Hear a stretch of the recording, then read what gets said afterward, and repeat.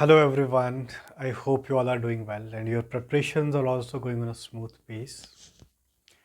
And I hope आपने अपनी preparations को pace up कर लिया होगा, initiate कर लिया होगा.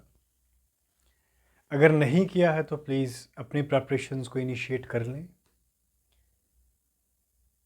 और आज की क्लास जो है that is going to be based on 2 to 3 most important components.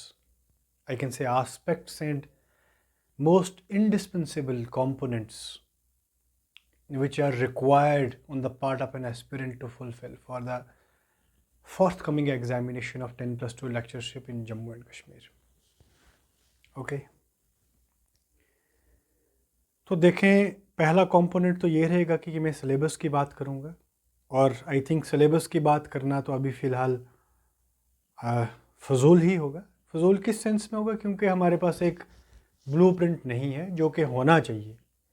और रिसेंटली अभी JKPSC ने ट्वीट करके बताया है कि they are going to upload the syllabus on in nearest future in the month of Feb, I mean in this month. फिर भी अगर हम सिलेबस की बात करें, प्रीवियस ईयर की बात करें तो British literature is there, criticism is there, है ना. Besides some major novelists from 18th century are there, some major writers from modern era are there, besides कुछ generative grammar, I mean grammar का भी portion है. तो instead of waiting for PSC to upload the syllabus, I guess हमें अपनी preparation को पेसअप कर देना चाहिए. क्यों? क्योंकि अभी हम एक बहुत अनस्ट्रेसफुल टाइम से गुजर रहे हैं. Neither we are having the pressure of exam, nor the pressure of selection criteria, nor the pressure of the approaching syllabus. अभी हम बिल्कुल स्ट्रेस फ्री इरा से गुजर रहे हैं, स्ट्रेस फ्री टाइम से गुजर रहे हैं. और देखें जो भी चीज़ हम स्ट्रेसफुल इन्वायरमेंट में पढ़ेंगे वो चीज़ें, वो कॉन्सेप्ट्स हमारे दिमाग में परमानेंटली पॉलिश हो जाते हैं. और लिटरेचर का तो आपको मालूम है कि इसका अप्रोच कैसा रहता है. मुझसे बहुत बेहतर और पढ़े लिखे इंसान बैठे हुए हैं, बहुत वेल रेड इंसान है. भाई मैं तो एक छोटा सा इंसान हूँ और मैं पूरी कोशिश कर रहा हूँ कि मैं अपना बेस्ट दे सकूँ. और इससे पहले कि मैं सिलेबस की बात करूँ, सिलेक्शन क्राइटेरिया की बात करूँ, और जो मोस्ट इम्पॉर्टेंट आस्पेक्ट आज की वीडियो का रहने वाला है, that is how to shun the delays, how to be motivated, I mean how to remain motivated throughout the journey. तो मुझे बहुत फ़ख्र है और I am going to express my sincere gratitude to each of you for the recognition you have given to me. आपने मुझ पे faith किया और मैं अपना बेस्ट दे रहा हूँ. I will make you feel proud all right. तो सिलेबस की बात करते हैं. सिलेबस अभी तक कोई अपलोड तो हुआ नहीं है और जो भी सिलेबस रहेगा आप इस बात पे यकीन मानिए कि उसमें जो आपका पहला कंपोनेंट है that is the literature from 14th century to modern era, वो कंपलसरी इंडिस्पेंसिबल वो रहेगा. और प्रीवियस ईयर की बात करें तो 120 मार्क्स का पेपर टोटल था, MCQ बेस्ड था. और मेजॉरिटी ऑफ क्वेश्चन जो थे वो ब्रिटिश लिटरेचर से पूछे गए थे और बहुत सरफेस लेवल के क्वेश्चंस थे. वो 2016-17 की बात है और अभी 25 चल रहा है और काफ़ी गैप आ चुका है. इसके बीच में बहुत सारे नए ट्रेंड्स भी एग्जामिनेशन को लेके JKPSC ने चेंज करे हैं. वैसे भी लिटरेचर के अंदर बहुत सारे कंपोनेंट्स का इंक्लूजन हुआ है और टाइम गैप को मद्देनज़र रखते हुए हम जो प्रीवियस ईयर का पेपर है उसके हिसाब से तैयारी अगर ना ही करें तो बेटर है.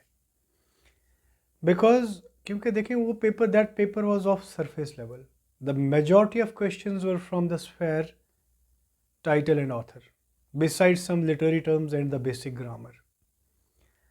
बट रिसेंटली अभी जो लास्ट ईयर AP का असिस्टेंट प्रोफेसर का जो अभी पेपर कंडक्ट हुआ था स्क्रीनिंग का, I was the part of that. I went to Viva, I appeared in Viva, but unfortunately I was out of the finalist. That's a secondary question. ये बात इसलिए कर रहा हूँ, ये इसलिए बात नहीं कर रहा हूँ कि मैंने ये किया वो किया, कुछ नहीं किया मैंने. ये बात इसलिए कर रहा हूँ क्योंकि वो जो पेपर था उसका स्टैंडर्ड बहुत हाई था और मेजॉरिटी ऑफ लोगों ने आप में से वो पेपर पक्का देखा होगा. उसमें मेजॉरिटी ऑफ क्वेश्चंस देखें वही एरियाज़ थे, वही कैनोनिकल राइटर्स थे, वही कैनोनिकल वर्क्स थे, वही कैनोनिकल मूवमेंट्स थी, वही क्रोनोलॉजी थी, लेकिन क्वेश्चन बहुत डेप्थ से पूछा गया था। फॉर एग्जांपल अगर मैं बात की करूं, अगर मैं नॉवेल्स की बात करूं तो नॉवेल्स का कैरेक्टर पब्लिकेशन डेट बेस्ड था, क्रोनोलॉजिकल ऑर्डर में नॉवेल्स को सेट करने का था, मेजर कैरेक्टर्स का था, नॉवेल्स की सेटिंग्स का था, कुछ मैच के क्वेश्चंस थे, लिटरेरी मूवमेंट्स के क्वेश्चंस थे। तो कहने का मतलब क्या है कि जो हमारा पहला कंपोनेंट है 14th सेंचुरी से मॉडर्न इरा तक का, टी.एस. एलियट का, Thomas Stearns Eliot, and he was Nobel laureate of the year 1948। And for your kind information, Nobel जो है वो 1901 में शुरू हुआ है, and Sully Prudhomme was the first Nobel laureate, and Selma Lagerlof was the first woman. If I am not wrong, she got the Nobel prize in 1909 and 1921 में W.B. येट्स को मिला था, और R.N. टैगोर को 1913 में मिला था। रुडयार्ड किपलिंग को 1907 में मिला था, और टी.एस. एलियट जो आपका सिलेबस में बहुत मेजर रोल प्ले करता है, he got Nobel prize in the year 1948। तो ब्रिटिश लिटरेचर की बात कर रहा हूँ मैं। ब्रिटिश लिटरेचर को स्टार्ट करेंगे तो बहुत बेटर रहेगा। अगर हम ब्रिटिश लिटरेचर की बात करें तो मेजॉरिटी ऑफ द क्वेश्चंस वहाँ से ही रहने वाले हैं, तो उसको पढ़ना बहुत ज़रूरी है। अप्रोच आपसे मैंने पहली वीडियोस में भी डिस्कस की है, थोड़ा सा ब्रीफ और दे दूँ कि हमेशा क्रोनोलॉजी में आए, जो भी राइटर पढ़ें उसकी बैकग्राउंड का ब्रीफ पढ़ें, ज़्यादा पढ़ने की ज़रूरत नहीं है, क्योंकि बैकग्राउंड से हार्डली 2 या 3 क्वेश्चन रहने वाले हैं। वो भी किस मूवमेंट से बिलोंग करता था राइटर, वो पूछा जाएगा। लाइफ स्पेन नहीं पूछा जाएगा, उसकी बायोग्राफी नहीं पूछी जाएगी, वो कहाँ पैदा हुआ था नहीं पूछा जाएगा। इंस्टेड क्लोज कंटेम्प्रेरीज कौन थे राइटर के, पूछा जाएगा आपसे पक्का। वो राइटर किस लिटरेरी मूवमेंट से बिलोंग करता था, पक्का पूछा जाएगा। उस राइटर को कौन सा मेजर वर्क मिला था, पक्का मेजर अवार्ड मिला था, पक्का पूछा जाएगा। उस राइटर का magnum opus, I mean masterpiece क्या है, पक्का पूछा जाएगा। लिटरेचर के अंदर जो कुछ इंपॉर्टेंट डेट्स हैं, फ्रेंच रेवोल्यूशन की डेट है 1789, फ्रेंच रेवोल्यूशन के स्लोगन्स पूछे जाते हैं। उसके बाद 1798 की बात करें तो लिरिकल बैलेट से क्वेश्चन पूछा जाता है। गाइस, फ्रेंच रेवोल्यूशन से क्वेश्चन कैसे बना हुआ है मुझे याद आ रहा है। एक बार तो सवाल ये बना हुआ था कि फ्रेंच रेवोल्यूशन का सबसे ज़्यादा इम्पैक्ट किस पे हुआ था, तो रोमांटिसिज्म पे हुआ था। लाइकवाइज क्वेश्चन बन सकता है कि रेनेसां एज का सबसे ज़्यादा इम्पैक्ट किस पे हुआ था, तो एलिजाबेथन एज पे हुआ था, जिसको आप गोल्डन इरा भी कहते हैं, जिसको आप एज ऑफ शेक्सपियर भी कहते हैं, क्वीन एलिजाबेथ की एज भी कहा जाता है। फ्रेंच रेवोल्यूशन के स्लोगन्स पूछे गए हैं, लिबर्टी, इक्वालिटी एंड फ्रेटर्निटी।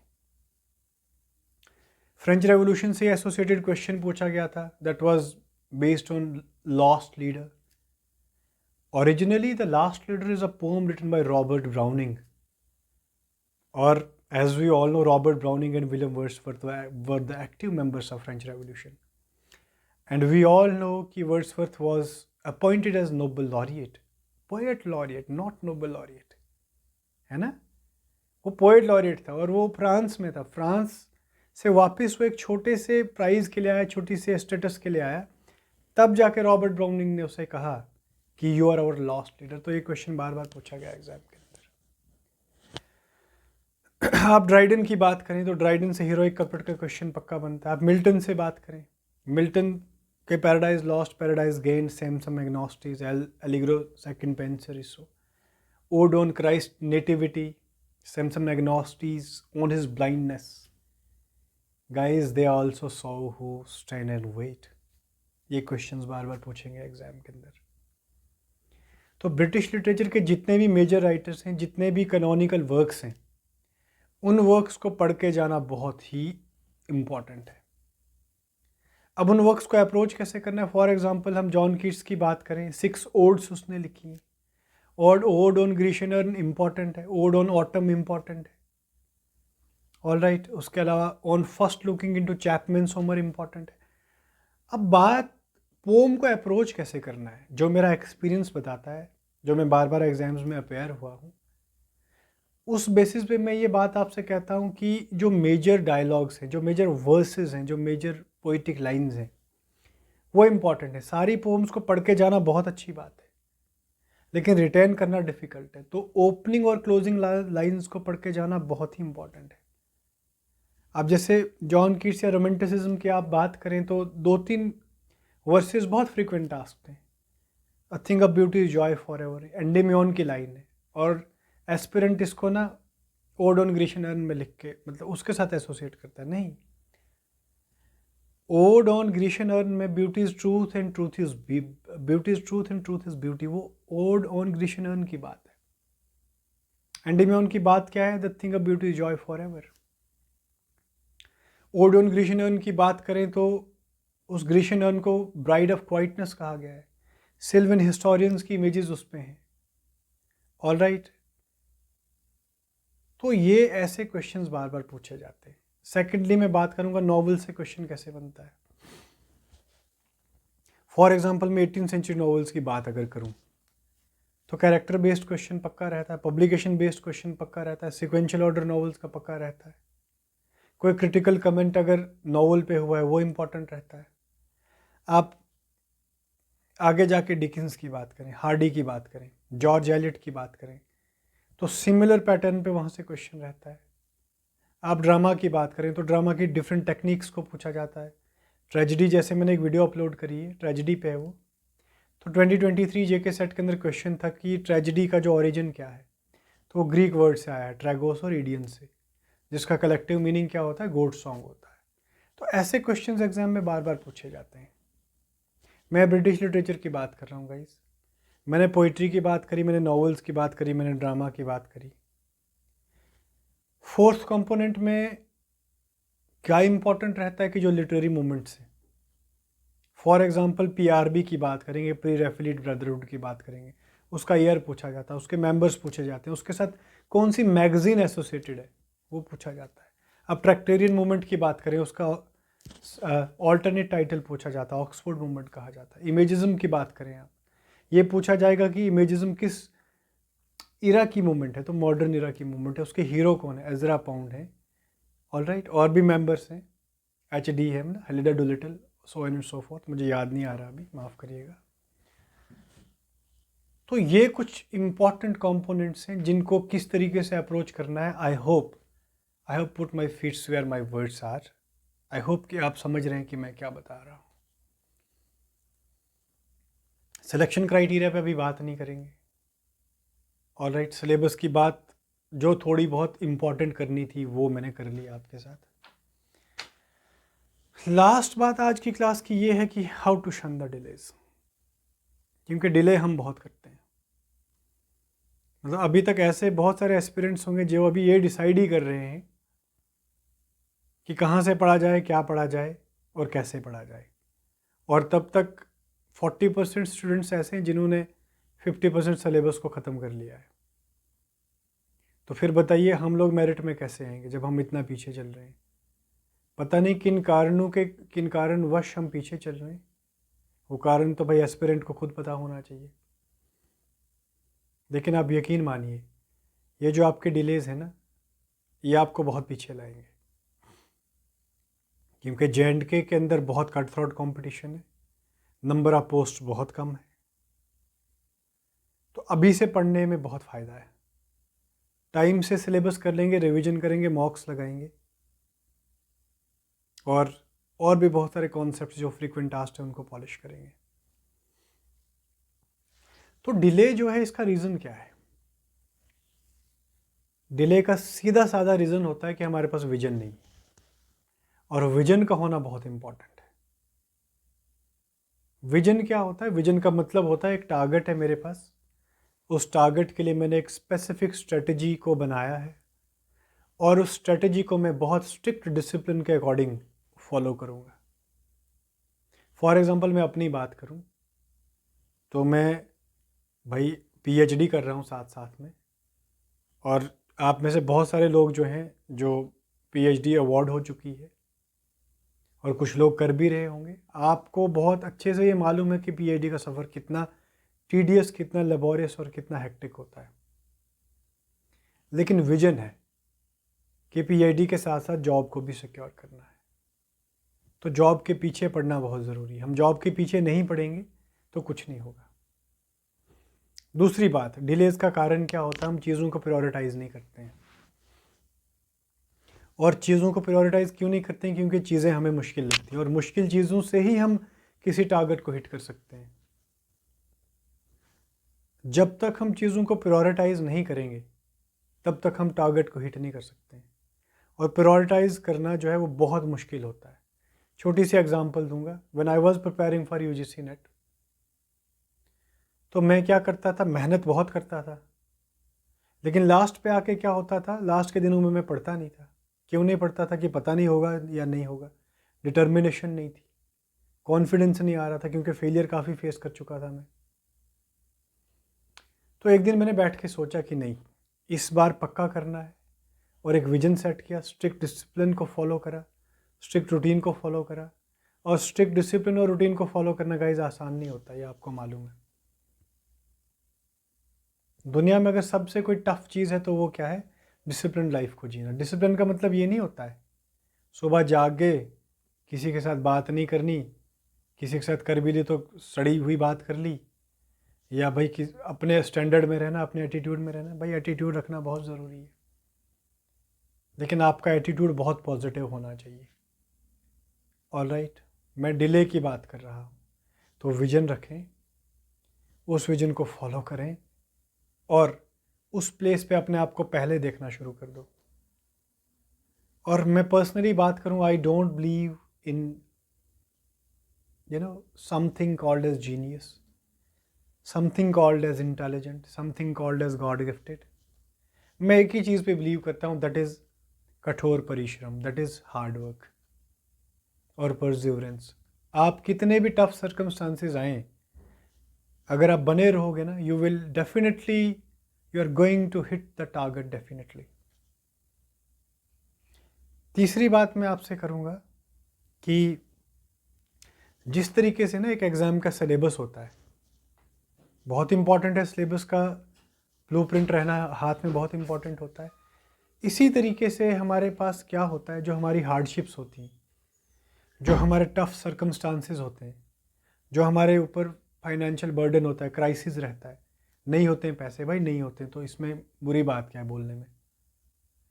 तो ये तीनों चारों कंपोनेंट्स, हार्डशिप्स, परसिवरेंस, डिलेज को शन करना, डिफ़िकल्ट सिचुएशंस में अपने आप को बनाए रखना, थ्रू आउट मोटिवेटेड रहना, ये भी करिकुलम के पार्ट होते हैं, ये भी सिलेबस के पार्ट होते हैं।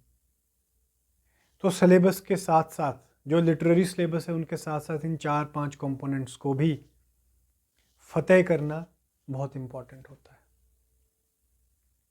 ऑलराइट, मेरा वीडियो शूट करने का मतलब ये है कि थोड़ा सा मोटिवेशन का डोज अपने आप को भी दे रहा हूँ और आपको भी दे रहा हूँ।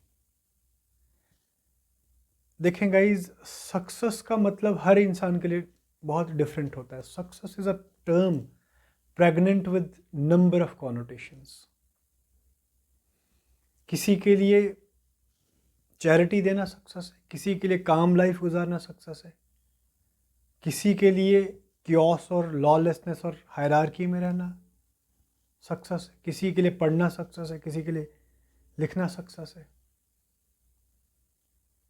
पढ़ने के साथ साथ देखें, पढ़ना और हार्डवर्क करना तो एक इम्पॉर्टेंट और प्राइमरी कंपोनेंट होता है जिससे सक्सेस मिलती है, बट इसके अलावा सक्सेस इज अमलगमेशन और the mixture of a lot many aspects. उसमें आपके एक्शंस बहुत जेन्युइन होने चाहिए। Be genuine as far as your actions are concerned, be kind and sympathetic, be helping. if you are kind and sympathetic for a particular cause, that means you are making kindness or sympathy lose its essence. तो किसी particular cause के लिए kind रहना, या praise को gain करने के लिए काइंड रहना, या ग्रेटफुल रहने के लिए काइंड रहना इम्पॉर्टेंट नहीं है। जब भी आपने सिंपैथेटिक और काइंडनेस की ओर कदम बढ़ाना है, गो सेल्फलेसली। तीसरी बात, किसी के ऊपर कोई इल विल ना रखें। Don't bear any ill will on anybody. तीसरी बात क्या है कि don't have the sense of revenge. जिस इंसान के अंदर रिवेंज की भावना होती है ना, वो इंसान कभी कामयाब नहीं होता। और अगर मैं रिवेंज की बात करूं, तो रिवेंज का मतलब क्या है मेरे लिए? To improve my own self. All right. तीसरी बात क्या है? इम्ब्रेस और होल हार्टेडली अपने फ्लॉज को इम्ब्रेस करो, उसको गले लगाओ, अपनी गलती को उस पर कंtemplate करो, उस पर मेडिटेट करो और फिर उस पर काम करो। आप नेक्स्ट डे अपने आप का ही एक बहुत बड़ा वर्जन बन जाओगे। आप अपने आप को day by day gradually refined और बहुत सोफिस्टिकेटेड समझोगे। All right. लास्ट पे 3-4 बातें और करूँगा। 3 बातों में क्या है कि have a positive attitude. Attitude आपका होना चाहिए, लेकिन पॉजिटिव एटीट्यूड होना चाहिए। सेकेंड लास्ट बात क्या है? Be grateful for everything. And lastly एक बात आपसे और करूँगा कि count your blessings. Don't wait for the right time to start the preparation. जितना है जो है उसमें आप अपनी प्रिपरेशन को स्टार्ट करेंगे तो बिलीव मी कि आप बहुत कामयाब इंसान बन जाओगे। तो मैं अपनी तरफ से एक एफर्ट कर रहा हूँ। मैं अपनी तरफ से कुछ स्टूडेंट्स को फ्रैंकली स्पीकिंग पेड गाइडेंस दे रहा हूँ, पेड क्लासेस पढ़ा रहा हूँ। ये नहीं बोल रहा हूँ कि मैं फ्री ऑफ कॉस्ट गाइडेंस दे रहा हूँ या फ्री ऑफ कॉस्ट पढ़ा रहा हूँ। कोशिश कर रहा हूँ कि जो कुछ मैंने सीखा है लिटरेचर से, जो कुछ चीज़ें मैंने पढ़ी हैं, जो कुछ एग्ज़ाम की अप्रोच है, जो कुछ एग्जामिनेशन ओरिएंटेड टेक्निक्स हैं, उनको मैं अपने स्टूडेंट्स को टीच कर रहा हूँ। मैं आपसे ये बिल्कुल नहीं कह रहा हूँ कि आप मेरी क्लासेस ज्वाइन करिए, बट अगर आपके अंदर एक छोटी सी भी स्पार्क आ रही है कि at least we should approach this guy once, तो believe me you are in safe hands. I hope आप समझ गए मैंने क्या कहने की कोशिश करी। तो इसी के साथ आपसे इजाज़त चाहते हैं। आई होप आप अपने डिलेज़ को शन करेंगे, प्रिपरेशन को as soon as possible initiate करेंगे, अपना ख्याल रखेंगे, ब्लेसिंग सीख करेंगे, पॉजिटिव रहेंगे, मोटिवेटेड रहेंगे और आने वाले 10+2 को हिट करेंगे। Thank you so much for your time. Thank you.